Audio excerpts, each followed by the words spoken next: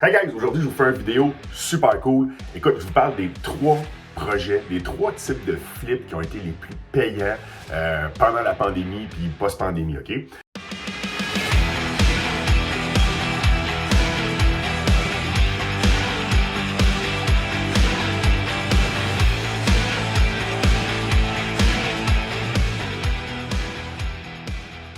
On a souvent tendance, je vous dire, à se casser la tête, OK? À vouloir trop en faire. Et je vois souvent ça aussi avec mes prospecteurs. Vous cherchez la perle rare, vous cherchez la propriété. Je cherche un triplex sur telle rue avec tel genre d'affaires. Des fois, prospecter trop spécifiquement comme ça, ce que ça fait, que ça devient très long avant de trouver votre dossier. Puis bien souvent, malheureusement, c'est dur au niveau de la motivation, c'est dur au niveau de la constance. Donc moi, ce que je promouvois en prospection, c'est de prospecter plus large. OK? Donc, prospecter un deal, que ce soit une maison, un condo, un plex, un terrain, on prospecte un deal. Ce qu'on cherche, c'est des vendeurs motivés. Ces gens-là, l'argent, c'est pas la priorité. Okay? Ils veulent déménager rapidement, ils n'ont pas le goût de faire affaire avec des courtiers, ils veulent bouger vite, ils n'ont pas le goût de faire des visites. Bref, pour toutes sortes de raisons, ces gens-là ne mettront pas leur maison sur le marché. Okay? Donc, je fais une intro pour vous parler des trois projets les plus payants qu'on a fait l'année passée. Okay? Quand je dis payant, là, ça veut dire par rapport au temps que j'ai investi, le profit que je fais. Parce que c'est sûr qu'évidemment, acheter une propriété de plusieurs millions, l'optimiser, mais c'est sûr que le profit sur le long terme est très, très, très élevé. Okay? Moi, je vais vous parler plus de flip aujourd'hui. Okay? Je considère que ces méthodes-là, ces outils-là que je donne aujourd'hui, tout le monde peut faire ça. Absolument tout le monde peut faire ça. Puis tout le monde devrait ajouter ces cordes-là à son arc. Donc, le premier type de projet le plus payant cette année, ça a été le flip de promesse d'achat. OK? Donc, je prospecte hors marché, des successions, des avis de 60 jours, des ventes pour taxes. Je m'en vais rencontrer les gens. OK? Je leur rachète leur maison et je reviens de bord et je cède ma promesse d'achat à un investisseur, à un couple qui veut aller l'habiter puis l'acheter. Bref, juste de trouver un deal hors marché et de céder mes droits sur la promesse d'achat. J'ai fait beaucoup d'argent en faisant ça. Donc, je focus sur la prospection. Je notarie pas. Je ne vais pas chez le notaire. Je finance pas. Je rénove pas. Je ne revends pas les propriétés. Tout ce que je fais, c'est céder mes droits sur le contrat que j'ai signé. Okay? C'est ça la grosse différence entre un courtier et un prospecteur. Le courtier est un représentant. Il va être un représentant au niveau de la transaction entre un vendeur et un acheteur. Le prospecteur, c'est pas pareil du tout. Moi, je vais signer un contrat, une promesse d'achat avec des conditions, une valeur dessus. Puis ce contrat-là, ce papier-là, il a une valeur. Donc, je vais me revirer de bord, puis je vais trouver un acheteur qui, lui, va vouloir faire le projet au complet, ou je vais trouver un couple qui veut, c'est justement la propriété qu'il recherche pour aller l'habiter. Okay? Donc, moi, j'ai focusé beaucoup sur la prospection. Il y a tellement eu une pénurie de propriétés durant l'année que juste de trouver une propriété hors marché, pour faire la promotion de ma promesse d'achat, j'ai vendu pour être tous mes deals cette année, de cette façon-là. Okay? Le deuxième projet le plus payant qu'on a fait cette année, moi et mes étudiants et mon équipe, c'est un flip coup de balai. OK, je m'explique, c'est-à-dire qu'on prospecte une propriété hors marché, OK, une succession par exemple, on s'en va approcher les héritiers, on fait un deal avec eux, donc on signe sans intermédiaire, sans courtier, on signe directement des propriétaires.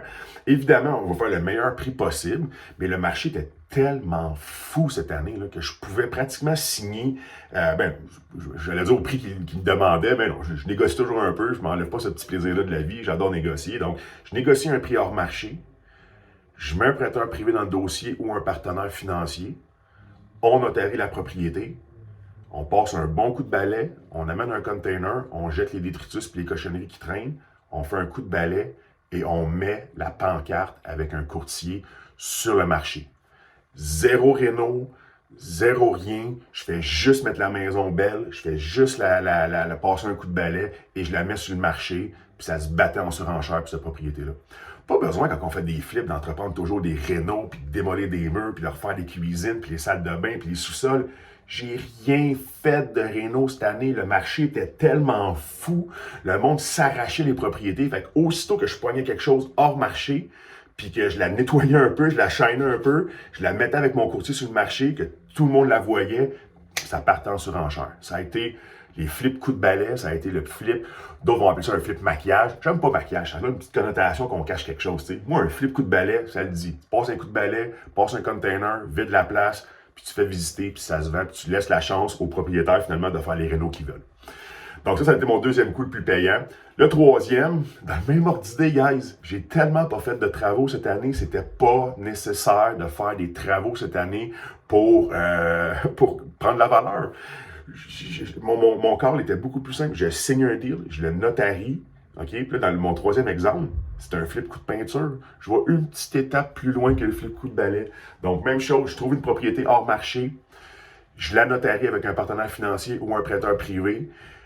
Je la nettoie, je vide les cochonneries, je passe un beau coup de rouleau partout de blanc pour que ça sente bon puis ça a l'air neuf et je mets sur le marché tel quel. OK?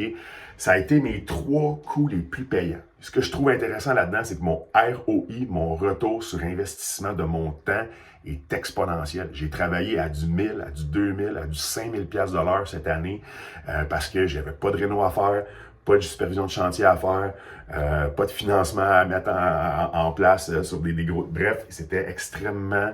le marché cette année, il faut s'adapter. Le COVID a créé une grosse pénurie au niveau de l'offre. Fait que juste trouver quelque chose qui était hors marché, le shiner un peu et le mettre sur les marchés traditionnels, coup de balai, coup de peinture ou tout simplement céder ma promesse d'achat, ça a été mes 3 coups les plus payants personnellement cette année et c'est ce que j'ai suggéré à tous mes étudiants aussi. Okay? Souvent, la rénovation, ça fait peur. J'en ai que j'ai pas mes RBQ, est-ce que je peux faire un flip? Quand tu t'achètes et tu fais juste un coup de peinture, tu as le droit, tu n'as pas le même tes RBQ pour faire un coup de peinture. Tu n'as pas besoin de ta RBQ non plus pour passer un coup de balai. Donc, ça a été vraiment les 3 projets les 3 types de projets les plus payants cette année. Donc, pas besoin de savoir faire de la réno pour faire des flips.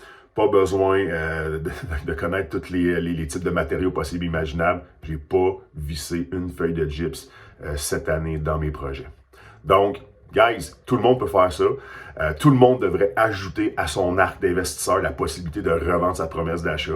Donc, même si je prends des fois des investisseurs comme vous qui me disent « Ah, moi j'en ai, ce que je veux, c'est accumuler des portes. » Parfait.